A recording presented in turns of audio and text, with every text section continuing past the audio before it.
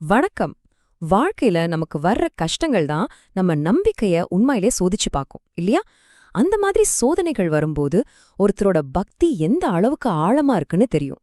இன்னைக்கு நாம பார்க்க போறது அப்படிப்பட்ட ஒரு அசைக்க முடியாத பக்தியோட சக்தி வாய்ந்த கதை. இளையான்குடி மாறன் நாயனாரோட வாழ்க்கையிலிருந்து நம்ம கத்துக்க போறோம். இந்த கதைய தொடங்குறதுக்கு முன்னாடி இந்த திருக்குறளை பாருங்க. விருந்தோம்பலோட முக்கியத்துவத்தை எவ்வளவு அழகா சொல்லுது. மலர்ந்த முகத்தோட ஒருத்தரை வரவேற்று இனிமையா பேசுறது தான் உண்மையான தர்மம்.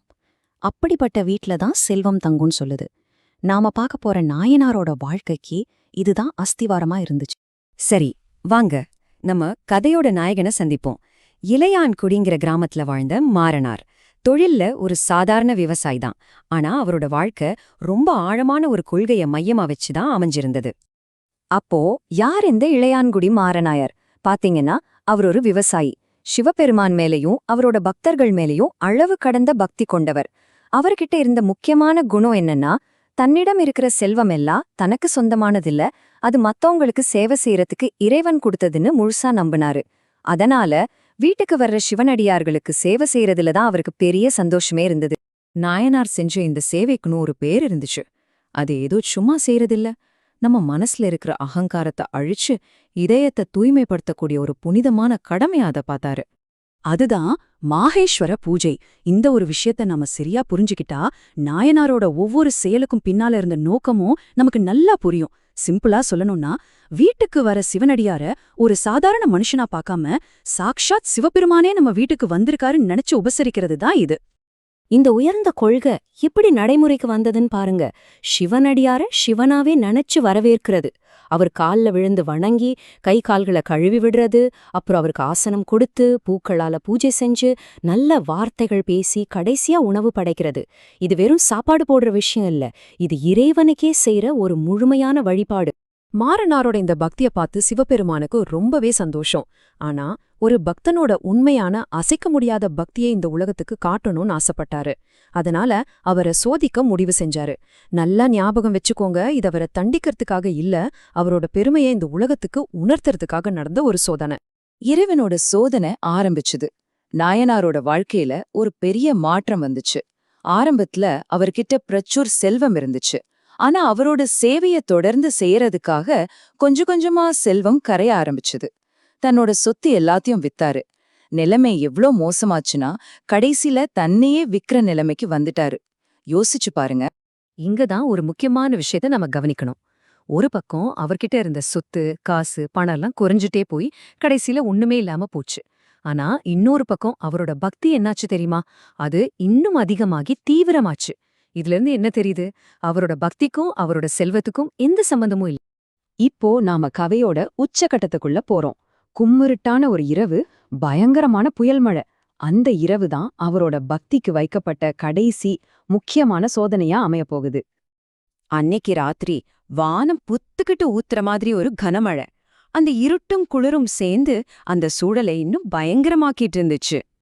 இந்த மாதிரி ஒரு மோசமான சூழ்நிலையில நாயனாரும் அவருடைய மனைவியும் பல நாளா பட்டினியா இருந்தாங்க. ஆமாங்க, அவங்க சாப்பிடறதுக்கு ஒரு பருக்க சோறு கூட வீட்ல இல்ல. அப்படிப்பட்ட ஒரு இருண்ட புயல் வீசுற பசியான ராத்திரியில அவங்க வீட்டு கதவு தட்டப்படுது.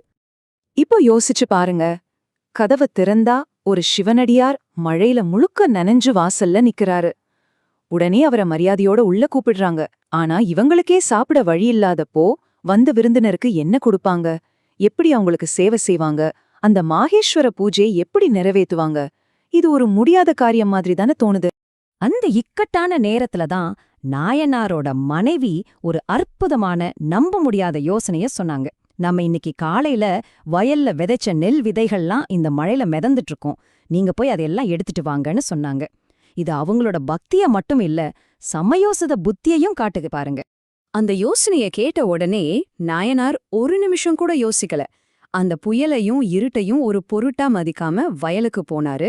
வெள்ளத்துல மிதந்த நெல் மணிகளை சேகரிச்சுட்டு வந்தாரு. அவரோட மனைவி அந்த ஈரமான நெல்லை வறுத்து இடிச்சு சமைச்சு கொல்லப்புறத்துல கிடைச்ச கீரைகளையும் சேர்த்து ஒரு உணவை தயார் செஞ்சாங்க. ஒண்ணுமே இல்லாத இடத்திலிருந்து விதைச்ச விதைகளையே ஒரு புனித உணவா மாத்துனாங்க. இதுக்கு பேர்தான் உண்மையான அர்ப்பணிப்பு. இப்படிப்பட்ட ஒரு தன்னலமற்ற செயலுக்குப் பிறகு கதை அதோட தெய்வீகமான முடிவை நோக்கி போகுது. சாப்பாடு தயாரானதும் தூங்கிட்டு இருந்த விருந்தினரை எழுப்புறதுக்காக நாயனார் போனாரு. ஆனா அங்க விருந்தினரை காணோம். அவர் மாயமா மறைஞ்சு போயிட்டாரு. அடுத்த நிமிஷம் வானத்துல ஒரு பெரிய ஒளி தோணுச்சு. அங்க சிவபெருமானும் பார்வதி தேவியும் ரிஷப வாகனத்துல காட்சி கொடுத்தாங்க. விருந்தினர் வேஷத்துல வந்தது நான் தான் இறைவன் சொன்னாரு.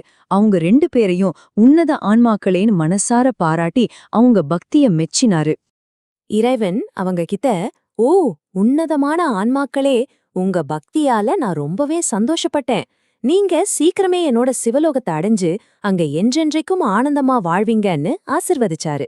இதுதான் அவங்களோட அசைக்க முடியாத நம்பிக்கைக்காக கிடைச்ச கடைசி பரிசு, அதாவது முக்தி. ஆக இந்த கதையில இருந்து நம்ம கத்துக்க வேண்டிய ஒரு முக்கியமான பாடம் என்னன்னா, உண்மையான செல்வங்கிறது நம்மகிட்ட எவ்வளவு இருக்கிறதுல இல்ல, நம்ம மத்தவங்களுக்கு எவ்வளவு கொடுக்க தயாரா இருக்கிறோங்கிறதுல தான் இருக்கு. இந்த விளக்கத்தை ஒரு ஆழமான கேள்வியோட முடிச்சுக்கலாம். இளையான்குடி மாற நாயனாரோட கதையை கேட்டதுக்கு அப்புறம் பக்திக்கு உண்மையான அளவுகோல் எதுன்னு நீங்க நினைக்கிறீங்க? அது நாம செய்யற சடங்குகள்ல இருக்கா, நம்ம கிட்ட இருக்கிற செல்வத்துல இருக்கா, இல்ல இது மாதிரி தன்னலமே இல்லாம செய்யற சேவையில இருக்கா? யோசிச்சு பாருங்க.